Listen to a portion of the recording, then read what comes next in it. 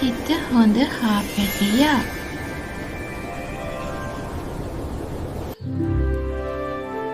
ඔන්න පුංචි දුවේ පුතේ කැලෑවේ මැද තිබුණ ලස්සනම ලස්සන ගෙදරක්. ඒ ගෙදර හිටියා හා අම්මයි හා තාත්තයි හා පැටියයි. අම්මා තාත්තා මම යාළුවත් එක්ක පොඩ්ඩක් සෙල්ලම් කරලා එන්නද? එහෙනම් පරිස්සමින් ගිහින් එන්න පුතා. ඔන්න ඉක්මනට එන්න ඕනේ.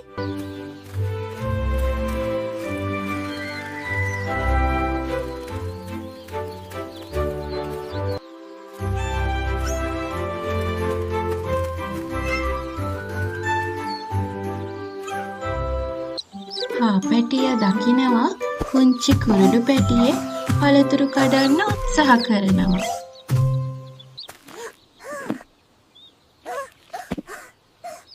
අනේ මට උස මදීනේ. මම ඔයාට උදව් කරන්නද යාළුවේ? අනේ ගොඩාක් ස්තුතියි යාළුවේ. මම ඔයාව උඩට උස්සන්නම්.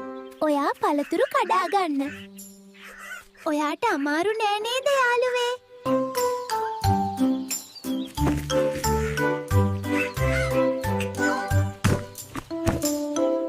අපි මේ පළතුරු ටික එකතු කරමු. බොහොම ස්තුතියි මට උදව් කළාට. මේ පළතුරු ටික ඔයාට යාළුවා. ඔයාටත් බොහොම ස්තුතියි යාළුවා. මම එහෙනම් ගෙදර ගිහින් එන්නම් යාළුවා. හා අපි පස්සේ හමු වෙමු.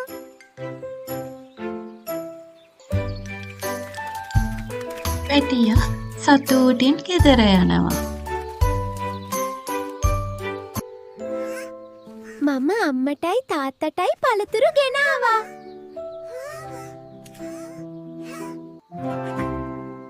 බොහෝම ස්තුතියි පුතා. බොහොම ස්තුතියි පුතා. ඉතින් පුංචි දුවේ පුතේ තමන්ට ලැබෙන දෙයක් අම්මටයි තාත්තටයි වගේම අනිත් හැමෝමත් එක්ක සතුටින් බෙදා හදා ගන්න.